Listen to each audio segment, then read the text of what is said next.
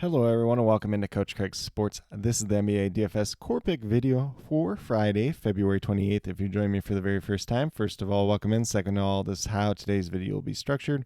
We'll be going over my core picks for both DraftKings and FanDuel. In the morning, I'll be posting up my early morning injury report that'll have all the injury reports for all the teams that are not on back-to-backs. For DraftKings, it's an 8-game main slate. For FanDuel, it's a 10-game main slate.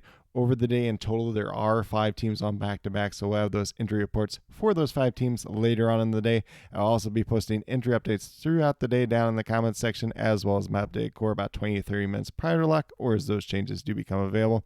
And then last but not least, I will be posting as many of these starting lineups as I can get to throughout the evening as well. So definitely make sure you're checking up down in that comment section as the day gets moving along and we get closer to lock. But without further ado, we'll get started with the DraftKings side. We're going to start off at that point guard position.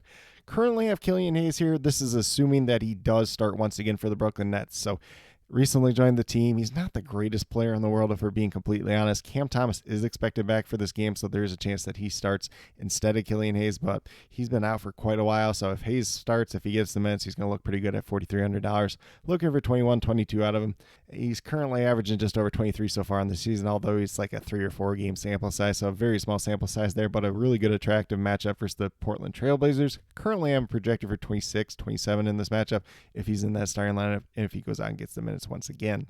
Then at shooting guard, we're going to go Dyson Daniels, $6,700. Still a really attractive price tag for him on the DraftKings side. Looking for 33, 34 out of him, averaging 34.5 so far in the season. Maybe a little bit tougher matchup versus the Oklahoma City Thunder, but he is a guy that can contribute in a lot of different categories. And do currently have him projected for 36 once again tonight. Then we move down to small forward with the Sir Thompson, who just continues to be a value. So $5,100, looking for 25, 26 out of him to pay a 5 times the value. Goes against the Denver Nuggets. I believe this was a pretty back and forth game last time these two teams played. So I definitely do like him in this matchup. $5,100. Once again, too cheap a price tag for him overall. Currently, I'm projected for about 29 DraftKings points tonight. Definitely could have a little bit upside for more. Maybe a tiny little bit downside for less if he doesn't quite get the minutes as we do expect. Then we move down to power forward and his teammate with Tobias Harris, $5,800. Looking for at least 29 out of him, averaging just over 28 so far on the season. And currently have him projected for about 31, 32 in this matchup. Played really well versus the Denver Nuggets a couple nights ago at the same time as well. So definitely do like it. He's been playing really well as of late, especially since Jaden Ivey's really been out. So like the upside with Tobias Harris. Once again, if his shot's not going down, there is potential for him to fail. But at $5,800, that is just a really good price tag for him overall. And then speaking of really good price tags, we have center Onyeka Okongwu of the Atlanta Hawks going against the Oklahoma City Thunder, $5,600. Looking for 28 out of him to pay off at 5 times value. Currently averaging over 29 fantasy points per game on the season. Obviously, part of the season, Clint Capella did start, and they were kind of splitting minutes back and forth here and there. And since he's been the starter, he's been really good. Last 3 games for him, he's had at least 30 fantasy points. Currently have been projected for about 30, 31 in this matchup, and definitely has some pretty strong upside for even more. If Nikolai Vucevic is out once again, you can look at Zach Collins at this position as well. But with that being said, if you go with these 5 players that I do currently have listed here, you have $22,500 remaining, $7,500 remaining per player. So a decent amount of money remaining, some potential to pay up for a star player or 2 if that's something you really want to do, and then potentially pay down elsewhere. Or if you want to go with a little bit more balanced approach, target some of those guys kind of in that 7 or 8K range, you can definitely do that at the same time as well. But with that being said, we'll get moved over to FanDuel and talk about my core picks over there. So on the FanDuel side, we're going to start off at the point guard position once again with Killian Hayes, $4,900, assuming that he is in that starting lineup. Looking for 24, 25 out of him to pay off at 5 times value, averaging just under 23 fantasy points per game. As I mentioned on DraftKings, he's really only played 4 games this season since signing with the Brooklyn Nets. Cam Thomas is expected to be back for this game. We'll see how many minutes he actually plays in this game since he's been out for quite a while. We'll see if he's in that starting lineup or not. Killian Hayes, if he starts, if he gets the minutes, he's going to look like a pretty solid play overall. Currently, I'm projected for about 26, 27 FanDuel points on tonight's slate overall, and it is a pretty attractive matchup versus the Portland Trailblazers at the same time as well. Then on the opposite end of that game, we're going to go with Toumani Camara, $6,200. You can play him at shooting guard, you can play him at small forward. For the Portland Trailblazers, going against the Brooklyn Nets, should be an attractive matchup there. Camara is a guy that has some pretty high-end upside on pretty much any given slate, although it is not that very consistent upside as we see as he's averaging just under 26 fantasy points per game. But he's a guy that's going to go out there, he's going to play big minutes. Both Denny Advia and Jeremy Grant are listed as questionable for this game. If either one or both of them ultimately end up missing, Camara is going to get a boost from that. Probably going to see like Shaedon Sharpe out there too, eating up some usage, but Camara does offer a little bit more upside in terms of like rebounds and some potential defensive stats at the end of the day as well. And with that being said, currently I'm projected for about that 31 fantasy points that we're looking for out of him, but definitely has some pretty strong upside for more at the same time as well, especially if one or two of those guys ultimately end up missing once again. Then we move down to small forward. I got Tobias Harris here at $6,200. This was the toughest position once again for me today. It seems like small forward's kind of been that way all week, but Tobias Harris played pretty well versus the Denver Nuggets in their most recent game. Has shown some pretty strong upside as of late. $6,200. Looking for 31 fantasy points out of him to pay off at 5 times value.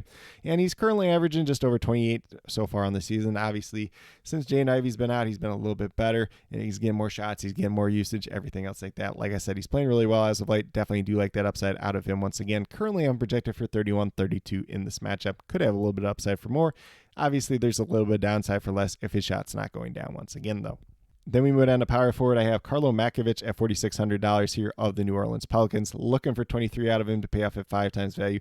Averaging 14 on the season. Obviously, early on in the season wasn't playing too much. He's mainly played decently well in spots when Zion Williamson hasn't played, but most of those games we did not see Kelly Olynyk available at the same time as well. So if you want to play Kelly Olynyk in this spot, you can definitely do that as well. I like taking the upside of Makovich at that cheaper price tag. Currently have him projected for about 26, 27. Could have some upside for more. If he starts, he's going to be very interesting, although I really don't expect him to start. But coming off the bench, if he plays big minutes in this matchup, I definitely do like him once again. And then last but not least, we're going with his teammate at center with Yves Messi once again, $5,200, so same price tag as he was on Thursday's slate. Same matchup versus the Phoenix Suns at the same time as well, too.